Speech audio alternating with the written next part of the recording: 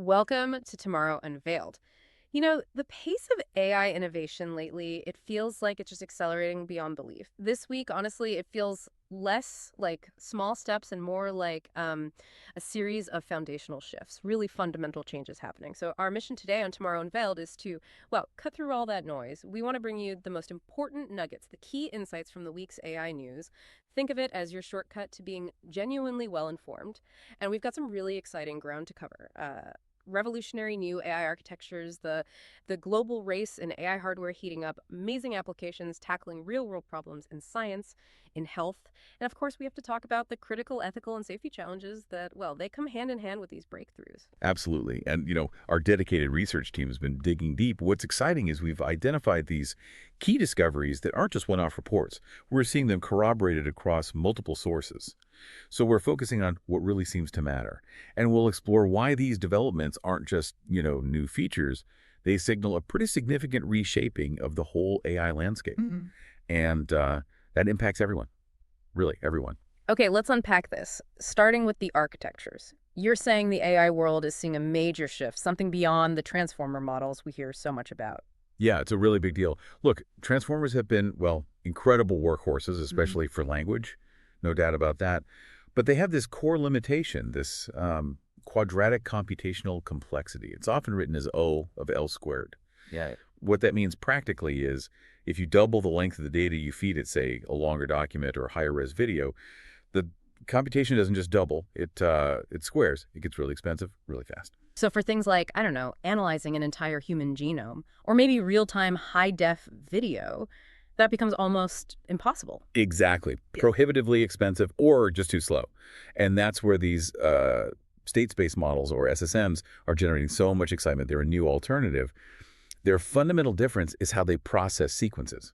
Instead of that all pairs attention of transformers, SSMs use a kind of recurrent mechanism. They update a fixed size state as they go. Mm-hmm. Think of it like reading a very long book. Instead of having to constantly flip back and reread every single page to understand the current chapter, Okay. you're efficiently summarizing the key plot points, the character arcs, Yeah. in your head as you read, right? Okay. You maintain a running summary. SSMs sort of do that with data. Ah, I see. So it's more like intelligent filtering and summarizing as it goes, not just brute forcing the whole thing every time. That Yeah, sounds way more efficient. exactly. And that leads to linear or near linear scaling, O of L, or maybe O of L log L, which means as the sequences get longer, the computation cost grows much, much more slowly. It's dramatically more efficient. And our research team pointed to some key advances here, particularly the Mamba architecture. That was a big one. It introduced what they call a selective state space mechanism. It lets the model dynamically pay more attention to certain parts of the input based on the content itself, sort of content-based reasoning. And that allowed Mamba to actually match transformer performance even on really information-dense tasks, which that was a huge hurdle they cleared. Wow. Okay. And it's not just Mamba, right? There are others building on this. No, exactly. Even more recently, there's the S7 model. It seems to simplify the design even further, but it's achieving new state-of-the-art results on really long sequences. We're talking benchmarks with over 17,000 tokens, things like event-based vision, genomics, really diverse areas. That's incredible. Just think about what that kind of efficiency unlocks. Yeah. Scientific fields, industrial applications that were just stuck because the data was too long. Analyzing whole genomes in one go, like you said, or real-time, high-res video analysis for, I don't know, advanced robotics. Hmm? Without needing a supercomputer for every task, the potential there feels enormous. Okay, so the AI brain is getting this major upgrade. But what about the hardware? The physical infrastructure it runs on. Here's where it gets really interesting, right? The research team flagged some intense competition brewing. Oh, it's definitely heating up. Significantly. You got Intel making a really bold move with its Jaguar Shores platform. Right. And this isn't just, another chip. It's pitched as a high-end rack-scale AI system. Very ambitious. The plan includes their cutting-edge 18A process node. That's their 2-nanometer class tech. Okay, just to quickly ground that 18, that's Intel's most advanced manufacturing. We're talking incredibly tiny, powerful components packed densely together. Precisely. Super small, super efficient. And Jaguar Shore uses a multi-chiplet design integrating HBM4 memory. HBM4, that's the really fast memory needed to feed these hungry AI chips, right? Yeah, exactly. High bandwidth memory, version 4. Crucial for performance. So Intel's clearly targeting the high-performance computing market. They're really demanding AI model training jobs. They're going head-to-head with, well, the established players offering integrated systems. It's a big strategic push. And then on the other side of the world, you have Alibaba. They unveiled a major new chip based on the RISC-V architecture. What's really interesting there is the strategic focus. It seems geared towards high-volume inference that's, running the already trained models, not just the heavy-duty training part. Ah, okay. So not just building the models, but actually deploying them at scale. Right. And inference is actually a larger total market globally. Plus, crucially, this chip is set for domestic production in China. They're using the open source RISC-V architecture, which is, well, partly driven by geopolitical factors, export controls, and a clear desire for more self-reliance. So it's a mix of market strategy and national strategy building on open standards. Seems like it. And they've been quite pragmatic, too, designing it for compatibility with things like NVIDIA CDA and PyTorch frameworks, which dominate the software side. That makes it easier for people to actually adopt and use their hardware. And, of course, we can't ignore NVIDIA themselves. They just launched Jetson Thor. It's a compact AI computer based on their latest Blackwell architecture, but specifically designed for real-time reasoning and robotics, physical AI. Right, for things that need to think on their feet, literally. Exactly. The research team highlighted a pretty big performance jump, something like 7.5 times the AI performance of the previous Jetson. And it's not just theoretical. It's already being deployed in advanced robots. Think Agility Robotics Warehouse Humanoid helps it stack boxes faster. Or Boston Dynamics Atlas, enabling more dynamic movements because it can process sensor data quicker. Wow, okay. So this hardware race, it's not just about bragging rights for the fastest chip. It really feels like it's about who builds the fundamental infrastructure for the AI future. And there are huge global dynamics playing out here, shaping who gets access to what technology. If you're finding this insightful, maybe just take a quick moment to like this video, subscribe to Tomorrow Unveiled, and definitely turn on notifications so you never miss our updates on where all this is heading. And yeah, if you're listening on a podcast service, maybe Apple Podcasts or Spotify, we'd be really grateful if you could leave Tomorrow Unveiled a rating and a review. And honestly, it makes a big difference in helping new listeners find us. So we've got these smarter AI architectures, more powerful hardware, but what does it all mean for us for solving real problems? Let's shift focus now to how AI is moving beyond just, commercial apps and becoming a key tool in science and health. Yeah, this is where things get incredibly impactful. Our research team highlighted a really striking example, Vaxier. It's an AI system developed over at MIT. Its goal is predictive vaccine design, specifically for the seasonal flu. Oh, that's a huge challenge, predicting the right flu strain each year. Exactly. The current process, well, it often leads to mismatches because the decisions about which strains to include in the vaccine have to be made months, sometimes many months, in advance. And the virus keeps mutating. Right. So how does Vaxier try to improve on that? Well, it uses this interesting dual-engine architecture.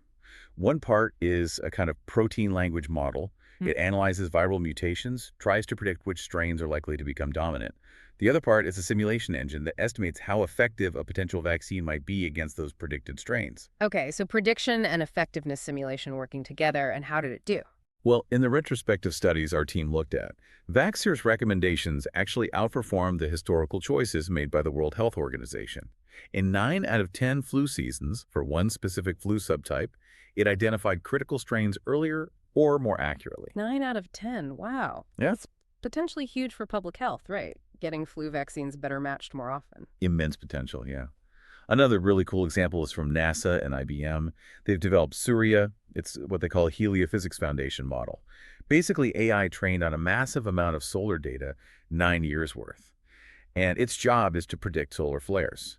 The research indicates it improves prediction accuracy by about 16% and can forecast these events up to 2 hours in advance. Now, 16% might not sound like a massive number to some, but for solar flares, predicting those even a bit better with more lead time, that could be critical, couldn't it? Oh, absolutely. Think about satellite operators, power grid managers, communication systems. Getting even a couple of hours warning allows them to take protective measures, maybe reroute power, put satellites in safe mode. It helps safeguard really critical infrastructure. And then there's this fascinating AI tool from the University of Colorado Boulder. It's aimed at protecting scientific integrity itself by vetting academic journals. How does that work? What's the problem it's trying to solve? Well, the problem is the rise of so-called predatory journals. These places often look legitimate, but they publish almost anything for a fee, often without proper peer review. It pollutes the scientific record. So this AI tool scans journal websites. It looks for telltale red flags, things like lots of grammatical errors, maybe suspicious editorial boards with fake names, or publishing an unusually high volume of papers very quickly. So like a digital detective for bad science publishing practices. And does it work? Apparently, quite well. The research showed it flagged over 1,000 potentially problematic journals, and crucially, human experts then reviewed its findings and largely confirmed them. But they were very clear. The tool is meant to be an assistant to human judgment, not a replacement, which highlights a really important point about responsible AI use. Absolutely. These examples really drive home that AI isn't just, an interesting tech gadget anymore. It's becoming this fundamental instrument that's helping us tackle incredibly complex problems, from fighting diseases like the flu to maintaining the trustworthiness of science itself. It's moving into these really core areas of society, but with great power, as they say. These rapid advancements inevitably bring up urgent questions about safety, about ethics. This may be the most crucial conversation we need to have. What are the big challenges here? Yeah, this raises an important question, maybe the important question. How do we make sure these incredibly powerful systems are reliable and used ethically? The research team pointed to this contrast they call the reliability gauntlet. It really highlights the issue.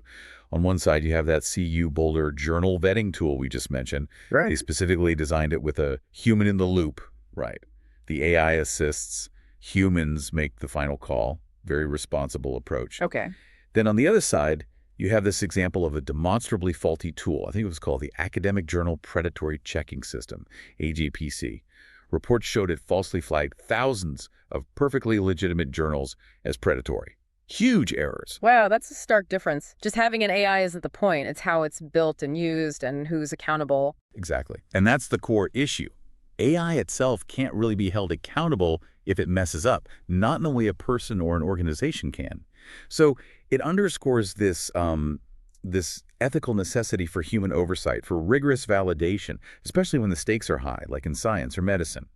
The responsibility ultimately has to lie with the humans deploying the AI.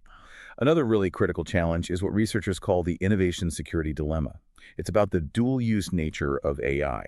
The same powerful models designed for good can easily be repurposed for bad. Our research confirms this is already happening. Commercially available models, like Anthropic's Claude apparently, are being misused by cybercriminals. Misused how? They're using them to develop really sophisticated malware, like ransomware as a service. The AI helps them write complex code, implement tricky encryption, even add anti-debugging features to make the malware harder to stop. So AI is essentially lowering the barrier to entry for creating advanced cyber threats. That's worrying. Are there new kinds of attacks that are specific to AI itself? Yes, absolutely. We're starting to see novel attack vectors emerge that exploit AI directly. There's something called prompt lock, where an AI is tricked into dynamically generating malicious scripts on the fly, maybe based on subtle triggers. Makes them incredibly hard to detect with traditional methods. And even sneakier are things like hidden malicious prompts embedded within images. The image looks totally normal to a human, but when an AI vision system processes it, the hidden prompt activates and makes the AI do something harmful. Whoa, okay, that's next level stealthy. It is. And then, of course, there's the ever-present issue of data privacy and security. Think about the spread of always-on AI assistants. They're not just on our phones anymore. They're showing up in TVs, maybe other appliances. Copilot on TVs was one example mentioned. Right, the constant listening. Yeah, it raises really valid concerns. How is all that voice data being stored? How is it being used? What's the potential for misuse, things like generating deepfake audio of someone's voice? We need strong safeguards and real transparency there. And finally, something we shouldn't overlook is the sheer compute and energy cost. Training these enormous AI models, the ones that achieve state-of-the-art results, often requires thousands of specialized GPUs running for weeks or months. That consumes a massive amount of electricity. So there's this growing challenge of balancing the push for ever better performance with, environmental sustainability and just the practical cost and availability of all that computing power. It's clear the rapid progress demands an equally rapid and maybe even more thoughtful focus on the safeguards, the ethics, the responsible deployment strategies. It's a really complex balancing act between pushing innovation forward and making sure we do it prudently. So, wow. We've covered a lot of ground this week on Tomorrow Unveiled. We went from these new super efficient AI architectures like state space models. Mamba SX. Oh, to that intense global hardware race with Intel, Alibaba, NVIDIA all making big moves. Yeah, the whole stack. And seeing AI tackle huge scientific challenges with things like Vaxir for flu vaccines and Surya for solar flares. Really inspiring applications there. And finally, grappling with those really critical safety and ethical questions. The reliability gauntlet, dual-use threats, privacy. It's a lot to track. What's fascinating here is when you pull back and look at all these trends converging, it really points towards a future where AI becomes more specialized, definitely more efficient, and hopefully increasingly grounded in ethical considerations. We seem to be shifting maybe from just raw, general-purpose scaling towards more tailored, powerful, but also more responsible systems woven into specific parts of our lives. It feels like the ultimate challenge isn't just engineering smarter AI anymore. It's about building wiser systems, systems that genuinely serve humanity. And maybe the question for all of us listening is, what role will you play in shaping that future? We really love hearing your thoughts on this. Whether you're watching on YouTube or listening on your favorite podcast app, please drop a comment. Let us know what you think about AI Unveiled this week in AI News. And yeah, if you are listening on a service like Apple Podcasts or Spotify, leaving a rating and review for Tomorrow Unveiled would be fantastic. It truly helps us reach more people curious about this stuff. Absolutely. And for our listeners on YouTube, if you found this insightful, please do take a second to like this video, subscribe to Tomorrow Unveiled if you haven't already, and hit that notification bell so you don't miss our future updates. Thank you so much for joining us on Tomorrow Unveiled. We'll be back next time with more insights into the future of technology.